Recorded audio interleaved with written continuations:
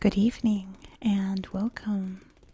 Tonight we will be going over the history and geography of Bono and Bono East in Ghana. Ghana is such an interesting country. We're going to talk about some aspects in history that I've already gone over in other videos, so I will link my Ghana video or Ghana playlist up here in the corner. You should especially check out the video about Ashanti. You can see Kumasi there to learn more about the Ashanti peoples, because they come into play in history here, as they do for the entire history of Ghana. But first, let's talk about geography of Bono, which is over like here. So you can see it borders Ivory Coast, or Côte d'Ivoire, as they say there.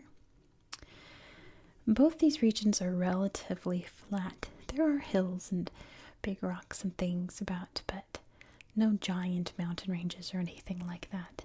There are some important rivers that flow through these districts. The most important, you can see here, the Black Volta. The Black Volta coming through here, kind of making the border between Bono and Bono East, heading into Lake Volta. You can see here, Lake Volta is one of the largest man-made lakes in the world. I think it's going to mention it in this book. I'll whisper you this book after the video, after the history section, because I don't have any Google Earth segment for you. There's not a lot of slideshows here, but I am going to toss in 2 slideshows about each region here. The first one being about the Bowie National Park. You can see up here. The Bowie National Park borders Bowie Dam, and therefore the lake created by the dam on the Black Volta. It would be a very impressive lake if it weren't for Lake Volta, just not too far off, being massively huge, but it is still very beautiful, and the landscape is very typically northern Ghana. Right before you start heading too far north, it gets far more arid, but kind of where we are in central Ghana, it's very grassy and almost like a savanna, I want to say.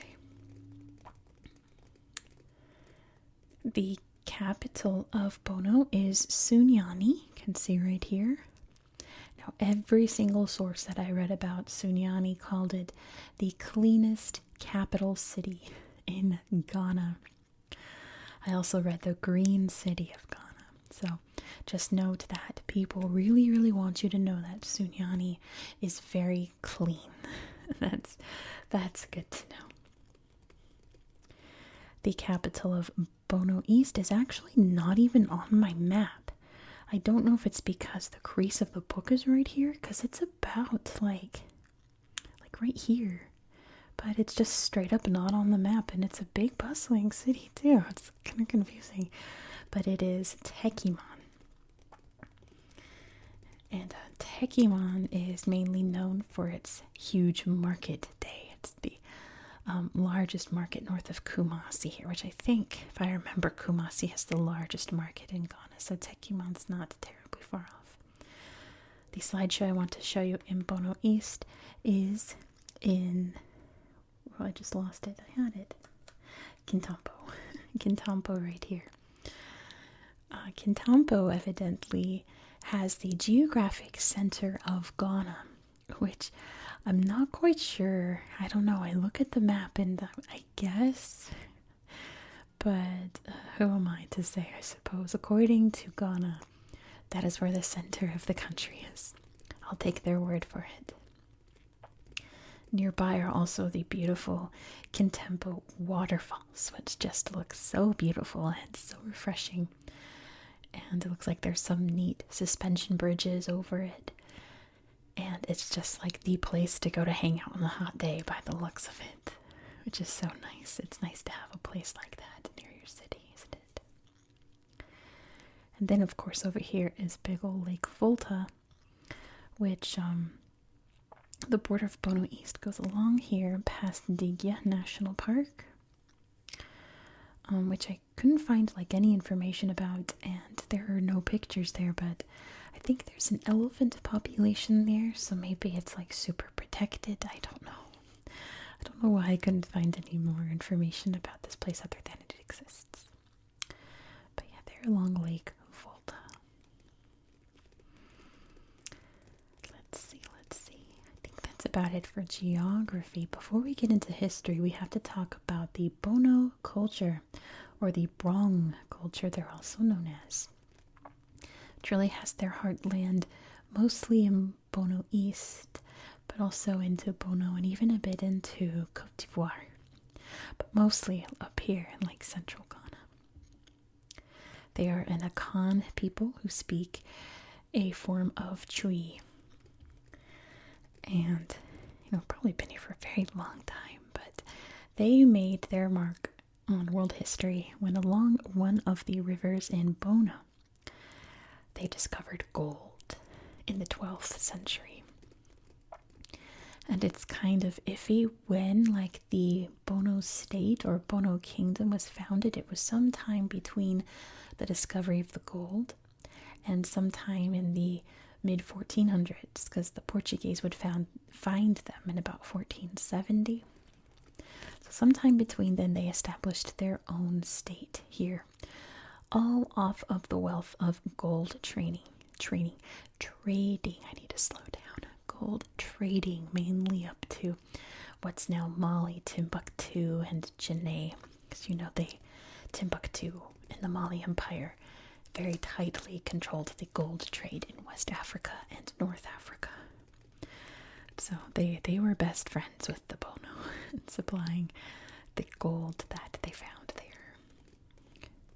If you don't know Ghana's history, it's the Gold Coast. You can see here, Gold Coast. It was called Gold Coast all during its colonial period. But once independence came, they named themselves after an ancient kingdom, the Ghana Kingdom, which wasn't actually located here, but the Ghana Kingdom also had vast supplies of gold wealth, gold mining, so they adopted that name in honor of that kingdom. Due to all the gold, right? The capital of the Bono state was called Bono Manso. It was located around Bono East, somewhere around there. It's sadly gone. But there were many other different urban settlements, pretty much cities, in Bono and Bono East by the time of Portuguese contact in the late 1400s. The capital city is no longer there because of the Ashanti. The Ashanti are a very proud culture, but back then they were very militaristic. They were big conquerors. Think like the Mongols, right? Their main mission was to conquer and just have all the peoples they conquered under their thumb working for them. So they would eventually conquer the Bono state around 1722 to 1723. They established Techiman. I wish it was on the map around here. To relocate the Bono who had lost their homes during that war. And it was near, their capital, Kumasi, so they could keep a better eye on those people and have them work for them pretty much. Sunyani would not be established for a long time after that.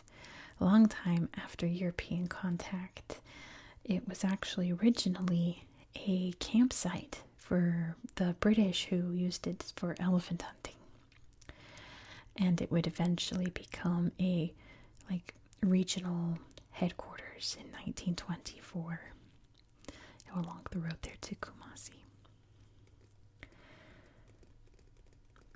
Techiman, as we know it today, really wasn't established until the 1940s as an actual city, not just like a region, But what's interesting, we already talked about Ahafo over here. You can watch it in the playlist. But it used to be all one big state, Bono, Bono East, and Ahafo. It was called Brong Ahafo after the Bono or Brong and the Ahafo. They split it up in 2018, I guess, to make it more manageable. And that is pretty much all of the history that I have for you about these two places in Ghana. So with that being said, we're gonna start whispering to this I don't know, I use the royal we way too much. I'm going to whisper to you this book about Ghana to lull you off to sleep if you want to learn a few more facts. Just do know that this is meant for like young children. This is a little kid book who, like, it's meant for kids who know nothing about Ghana. So it's geared toward littles, you know. So just keep that in mind as we read it. But thank you so much for watching. If you enjoyed this style of content, please consider subscribing. We are going to stay in Africa and hop over back to Sierra Leone, where I am also not going to have a Google Earth segment for you, but I also don't have any books to read for you. So I made you something very special. I think it's very special. I made you a soundscape. I have relaxing sounds and relaxing videos for you to show you what this region looks like for in Sierra Leone. And I keep watching. It's so relaxing. And it's something that I've always kind of wanted to make for this channel. I'm probably going to chop it up and make it into a YouTube short too, because I'm really kind of proud of it. But I do want your opinions on that. So be sure to subscribe so you won't miss out. And let me know what you think of it. Be sure to also like this video and leave me a comment down below, since videos about Africa and West Africa also tend not to do very well on my channel, which is so unfortunate, because you'd think places that people don't really know about or have never heard of would get more curious clicks, but people like to read about places they've already heard, I guess. So liking and commenting boosts this video in the algorithm so that people who are curious about new places have a better chance of finding it and clicking on the video. So I would greatly appreciate it if you could do that. Thank you. I hope that you found this video to be relaxing and educational. And I hope that you have a good night. Good night. Good night. Good night. Good night. Good night. Good night. Good night. Good night. Good night. Ghana.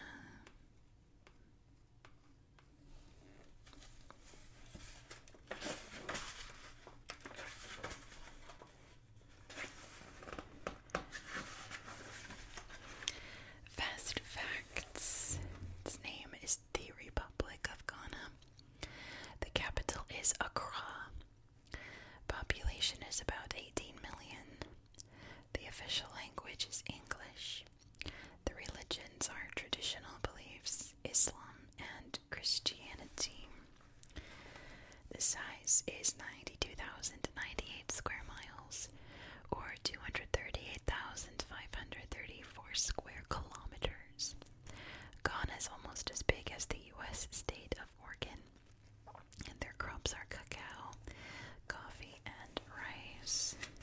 You can see Ghana, Lake Volta, Volta River, Accra, Kumasi, and Tamale. The flag. Ghana's flag has 3 stripes and a star. The top stripe is red. Red stands for the blood of people who fought for Ghana. The middle stripe is gold. Gold represents Ghana's wealth. The bottom stripe is green. Green stands for Ghana's forests. The flag has a black star in the middle. The star reminds people of Ghana's freedom. Currency. The unit of currency in Ghana is the cedi. 100 pesewas make up 1 cedi. And as of the late 1990s, apparently, about 2,300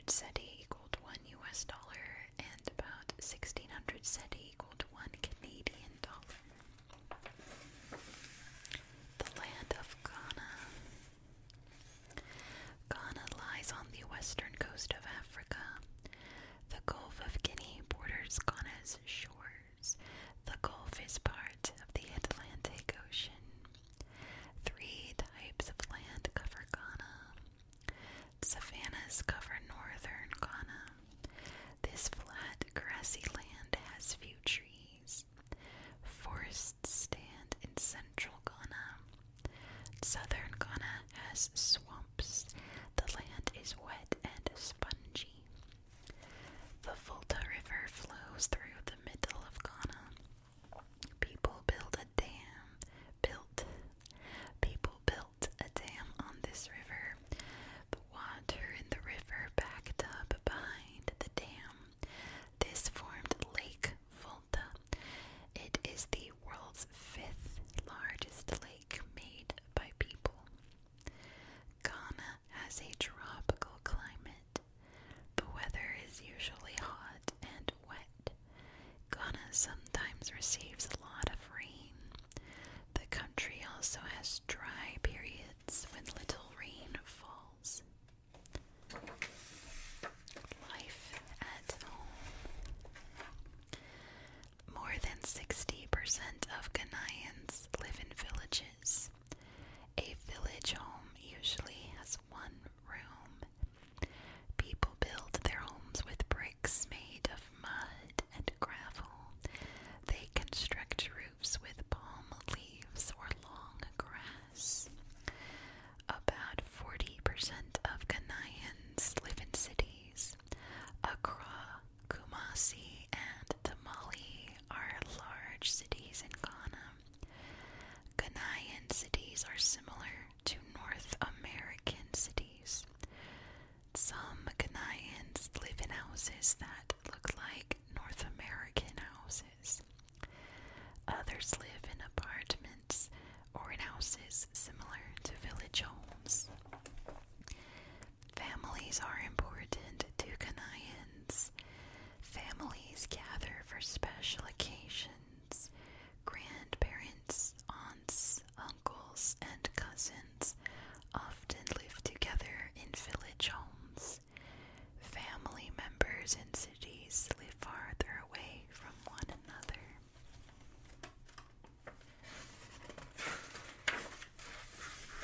Going to school. Children in Ghana attend grade school for 6 years. They must go to middle school for 3 years. Some students continue their education with 3 years of high school. Students may go on to university after high school. Students learn reading, writing, math, and English. English is the official language of Ghana. Many students speak native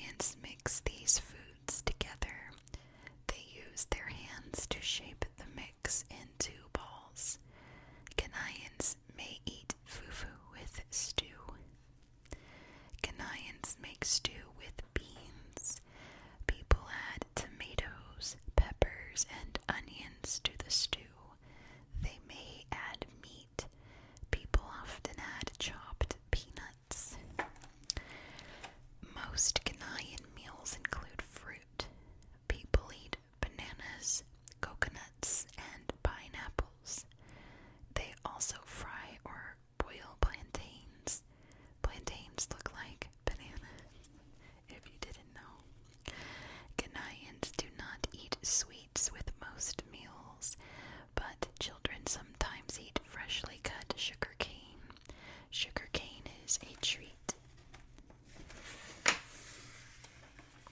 Clothing in Ghana. Ghanaians wear several styles of clothing. Some Ghanaians wear the same type of clothing as people in North America. Others wear traditional clothing. Some Ghanaians wear ndamas. A ndama is a large piece of brightly colored cloth. People wrap ndamas around their bodies. Ghanaians make most ndamas out of kente cloth. Making kente cloth is a tradition in some villages. Women spin cotton into thread. They dye the thread bright colors. Weavers make kente cloth with the colorful threads. Men and boys are weavers. They weave kente cloth in narrow strips. The strips are about 5 inches or 13 centimeters wide. People sew these strips together to make ndamas. Animals in Ghana. Many animals live in Ghana. Herds of elephants and antelope travel on Ghana's savannas. Lions and hyenas hunt there. Other animals live in Ghana's tropical forests. Monkeys and chimpanzees make their homes in the trees. Parrots and other birds nest in the forests. Hippos and crocodiles live in Ghana's swamps. Cobras and other snakes hunt in these wetlands. Many Ghanaians have settled in areas where animals live. The animals now have less space for their homes. The government of Ghana has set up some areas as animal reserves. People cannot live or hunt on reserves. Animals live there freely. Sports and games. Soccer is the most popular sport in Ghana. Ghanaians call soccer football. Many people play soccer. Others watch and cheer for their favorite soccer teams. Ghana's national soccer team is the Black Stars. Other popular sports in Ghana include boxing and swimming.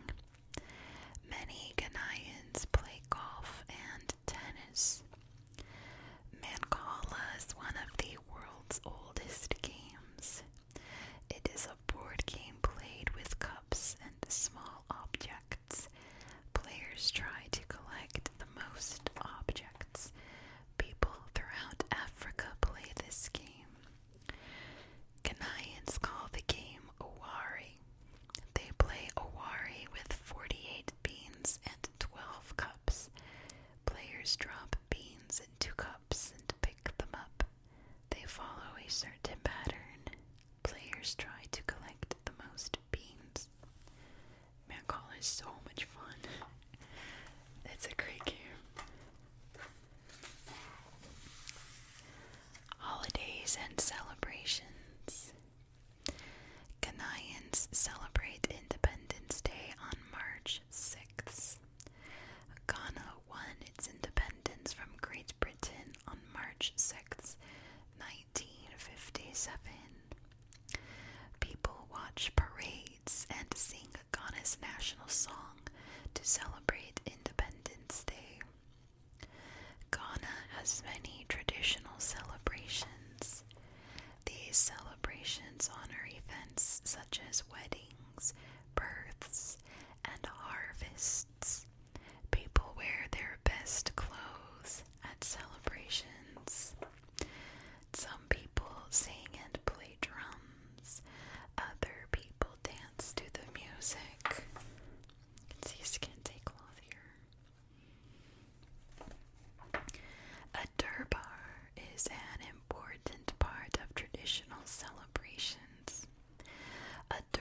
starts with a parade through a village. Leaders wear their best ntamas. Everyone else follows the leaders. They all go to the center of the village. There, villagers honor their highest ranking leader. Lastly, there's how to play a game called Big Snake. It sounds like fun, I'll tell you about it. Children in Ghana play a game called Big Snake. Big Snake is a tag game, and you can play this game. You need a group of 8 to 10 friends, a large playing area, and several rocks. What to do? Number 1, I want to say throw the rocks at your friends. No, it's not. Number 1, pick one person to be the snake. Number 2, the snake picks a home area within the playing area. Make a circle around this area with the rocks. 3, the snake comes out of its home and tries to catch the other players. Players that the snake catches join hands with the snake. They become part of the snake's body. The first and last person in the snake's body can catch players. Number 4, free players can try to break the snake's body. The snake's body breaks if joined players let go of their hands. The snake's body must return